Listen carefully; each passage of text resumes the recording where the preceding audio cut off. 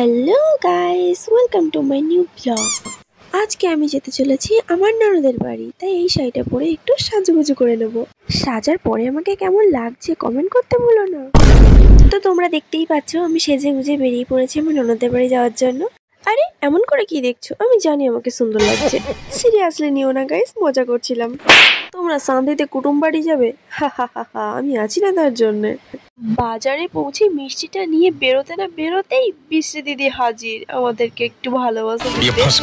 বৃষ্টি দিদি এত ভালোবাসা দিল যে আর যেতেই পারলাম না, মাঝ রাস্তায় দাঁড়িয়ে পড়লাম। ক্যামেরা দেখলে যে মেয়েদের ঢংটা একটু বেড়ে যায়, আশা করি তোমরা আমাকে দেখে বুঝে গেছো।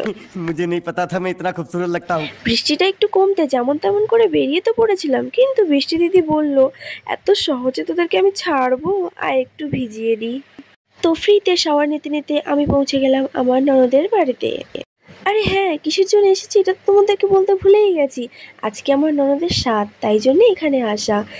দেখো বৃষ্টিতে গাছগুলো কত সুন্দর লাগছে না?